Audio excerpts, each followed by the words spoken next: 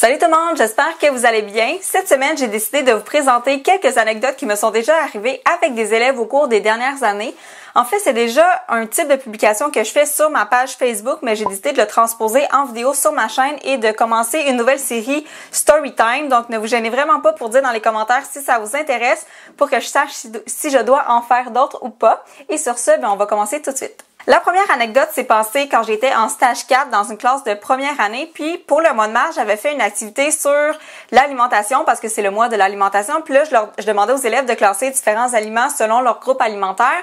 Puis j'avais fait un beau PowerPoint pour leur expliquer chaque groupe alimentaire sert à quoi. Là, par exemple, j'avais dit la viande, c'est super important pour vous donner de la force, de l'énergie, il y a des protéines là-dedans, puis tout ça. Fait que j'avais expliqué tous les groupes alimentaires. Puis là, j'étais rendue à leur expliquer qu'est-ce que ça voulait dire viande et substituts. Donc je leur expliquais que les substituts, c'est les œufs, c'est des noix, puis il y a des gens qui mangent pas de viande, mais qui peuvent quand même trouver leur énergie dans d'autres aliments. Et là, il y a une petite fille qui lève sa main pour me demander. Mais moi, madame, je suis allergique aux noix. Est-ce que je suis obligée d'en manger? Non. Toi, tu te tiens le plus loin possible des noix et des arachides. T'es allergique, c'est pas bon pour ton corps. C'est ça que je lui ai répondu, mais en réalité, je voyais qu'elle était inquiète parce qu'elle se disait mais là, les noix pis les arachides, c'est super bon pour mon corps, ça me donne plein d'énergie puis tout ça. Puis moi, je suis allergique. Est-ce qu'il faut que j'en mange ou est-ce qu'il faut pas que j'en mange? Fait que là, je lui ai dit que de toute façon, c'est pas grave, elle allait pouvoir trouver son énergie dans d'autres aliments que les noix puis qu'elle, son corps, il acceptait pas de manger cet aliment-là puis il fallait vraiment pas qu'elle en mange. La deuxième histoire dont je vais vous parler, c'est un exemple parfait pour démontrer la naïveté des enfants puis à quel point ils ont pas de filtre.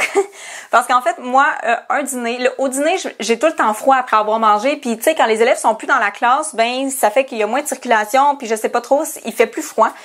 Fait que ce midi-là, j'avais mis ma veste du American Apparel rouge, tu sais, les vestes à capuchon là, avec les lacets blancs. Puis j'étais habillée avec une belle jupe crème avec des chats noirs puis un chandail. Non, tout fitait sauf la veste qui avait comme pas vraiment rapport par-dessus, mais tu sais, j'avais froid, fait que je m'en fous un peu de comment je suis habillée. Mais là, la cloche est sonnée à 1h15 puis mes élèves ont commencé à rentrer puis il y a un de mes élèves qui est rentré dans la classe, il m'a regardé puis il me dit « Ah, tu t'es déguisée ce midi? » Non, je me suis pas déguisée ce midi. Puis là, je me suis dit « Ok, c'est un enfant, là, il dit juste tout ce qu'il pense, mais en réalité, c'est vrai que j'avais l'air mal habillée, mais comme je peux-tu mettre ma veste si j'ai froid, genre? » La troisième histoire que je veux vous raconter, ça s'est passé pendant ma deuxième année d'enseignement. Je travaillais en temps partagé dans une classe de première année. Puis là, il restait du temps, je pense, avant le dîner ou avant la fin de la journée, quelque chose comme ça. Puis j'ai décidé de lire une histoire aux enfants. Puis si je me trompe pas, c'était comme Les Trois Petits Cochons ou tu sais, ou une collection, tu sais, un conte là, connu là. Fait que tu sais, ils savaient comment ça se terminait, puis ils connaissaient l'histoire, mais ils étaient tous comme c'est le fun une histoire, tu sais. Puis là, je raconte l'histoire. Puis là, à un moment donné, j'arrête le livre, puis je pose une question, puis la question est pas vraiment importante pour l'histoire, mais il y a un enfant qui lève sa main puis qui me dit « Est-ce que c'est vrai qu'au Vietnam, les gens habitent sur des bateaux? » Là, tous les élèves de la classe se retournent vers lui, ils comprennent pas trop c'est quoi le rapport. Moi non plus, je comprends pas c'est quoi le rapport. Puis là, je suis comme ça n'a pas vraiment un lien avec la question que je viens de poser, là, mon petit coco. Tu sais, on s'en reparlera plus tard. Puis là, il me continue à me poser plein de questions sur le Vietnam. Ça avait aucun rapport avec l'histoire. Puis là, je me disais, premièrement, comment ça se fait que lui, il connaît le Vietnam, tu sais, il est en première année. Comment ça se fait que ça l'inquiète, qu'est-ce qui se passe au Vietnam, puis pourquoi il pense à ça maintenant?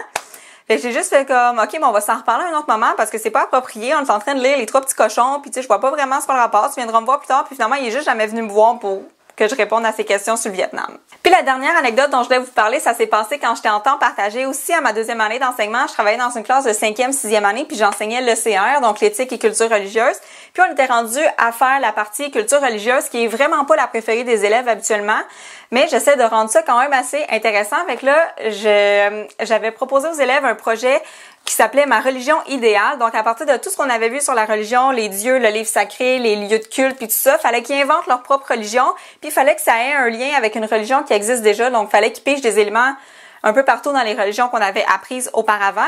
Puis, il y a un élève qui me dit, est-ce que moi, je peux travailler sur les athées? Fait que là, j'ai répondu que, les athées, c'était des personnes qui n'avaient aucune croyance. Puis là, il me dit, c'est ça, madame, est-ce que je peux travailler sur ceux qui ont aucune croyance?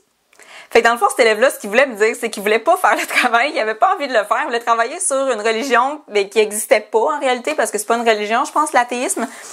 Mais c'est ça. Fait que là, lui, il tentait juste pas de faire le projet. Fait qu'au lieu de me dire que ça l'intéressait pas, il a trouvé une manière assez drôle de me faire comprendre que ça y tentait pas. Mais finalement, il a fini par faire le travail. Puis ça a été super drôle parce que c'est un projet quand même assez motivant pour les enfants. Puis si j'ai à réenseigner le CR un jour aux grands, c'est sûr que je vais refaire ce projet-là. C'était vraiment trop le fun.